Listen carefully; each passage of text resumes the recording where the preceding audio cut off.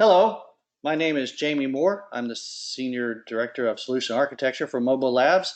Thank you for selecting to watch this video on the essentials of Gigafox and how we integrate with UFT. So this is a quick overview. Gigafox is our mobile device cloud. It comes in a hosted or an on-premise solution. Doesn't matter to us. The way you access it is you come to this page, put in a username and password, and hit login. Then you come to the devices page. So you can see here we have a list of devices. Green means they're available. Red means that they are in use by another user.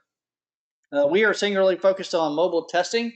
To do that, you need three things. You need devices, applications, and users. We support mobile apps, hybrid apps, native apps, and mobile web. Doesn't matter to us. So we'll go through a quick overview on the user interface. We'll do our manual testing, and then we'll talk about how we integrate with UFT. So from here on the devices page, you see I have model and OS. If I want to see some different other values, like for example, the vendor unique ID, the UDID for iOS devices, I can do that. I can look at notes that are written for a device or a reservation for a device, see what the next reservation is. I can do that. These are all unique to the user. That's not a universal setting. So we'll come back in a minute and actually connect to a device and do some manual testing. Let's talk about applications. These are applications that are uploaded to Gigafox that I can install onto a device. There's two ways to get an application up here. I can do it manually, hit this upload application button, navigate to it on my hard drive or network drive and upload it. I can also use our REST API to upload it to Gigafox via, if you're using whatever your CI/CD tool, it might be Jenkins or Bamboo, TeamCity, whatever. We integrate with all those. Just use our REST API command to set that up here. Comes up here. You can have the different values. I can install it onto the device from here. If I want to do a blast install, I can certainly select all and install it across all my devices. I can install it via the REST API. I can also install it manually, and we'll see how that works in a second.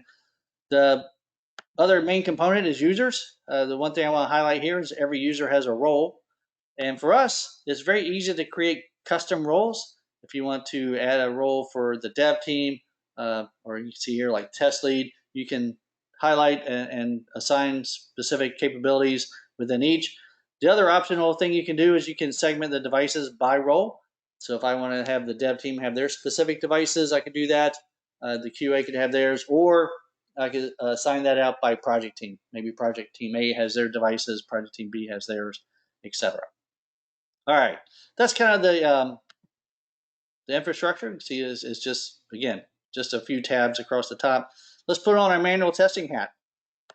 To connect to a device, you hit that green button that says connect. It's real tough. You can scroll the window. We have a snap to button here. It allows you to snap it this way. So then I can move this around. You see it goes red, has my name on it, so you always know who's using a device. And then for us to swipe is hold down the left mouse button and then move it in the direction you want to go, either sideways, up and down, doesn't matter. And then once you've done that, let's just say what we want to do is test our device, right? Test our application. So you pull it up. To enter text, you can use the keyboard of your computer. You can use actually the keyboard of the device. Again, just depends on what your test case is, what your test step is. Let's say I want to use this username and password to sign in. I put that in, hit sign in, and I expect to come to this window. But what happens if I don't? Well, we allow you to, right down here on these buttons, I can take a screenshot of what I see and then put that into here's my actual result, and it doesn't match what I expected. So while we're talking about these buttons down here, let's just go ahead and highlight. These all are about the orientation. If I want to clockwise or counterclockwise, I can certainly do that. This one allows me to pick a specific orientation to do that. All right, so this button here allows me to GPS spoof the device. If I wanted to think it's somewhere else, I can easily set that up with the latitude and longitude. We support up to 4-finger gestures, all the standard 4-finger gestures, but If you have a unique gesture that you've created for your application, you can create that here. The step to invoke that gesture, put it here and share it amongst your team. It allows us to do it there. This button, if you want to show us that we are getting the 30 frames per second, that is the fastest in the industry.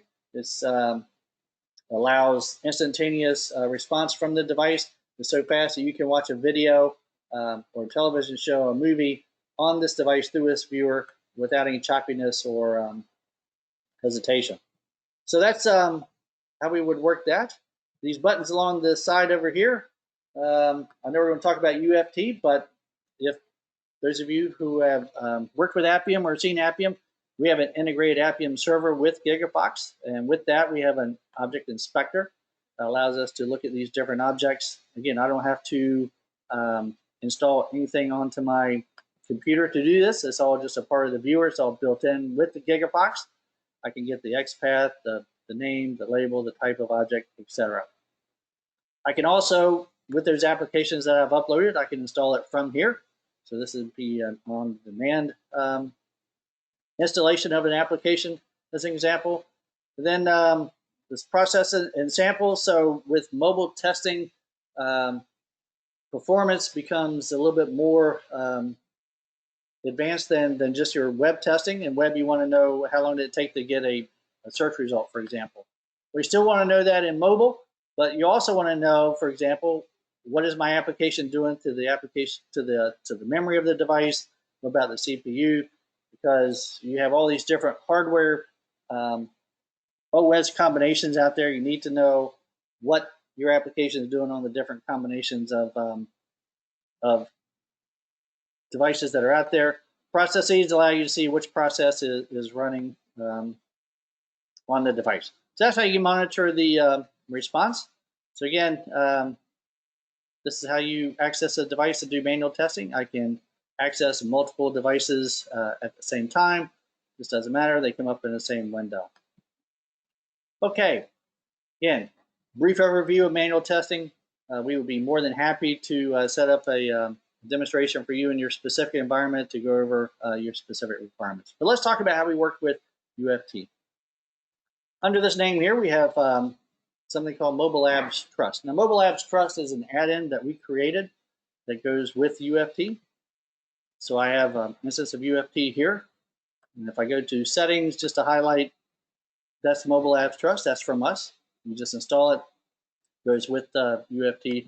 Allows UFT to see objects within the mobile application as a regular object. And so to do that, what you would do here, rather than just hitting the regular connect button, is I hit this connect with trust. Launch application with Mobile Labs Trust. So highlight that. That'll bring it up in the Mobile Labs device viewer. So this will pick my scale, connect. I have the option of scaling how big the window is. And then from here, UFT can recognize these objects. And again, the way we'll highlight that is we'll use the object spy.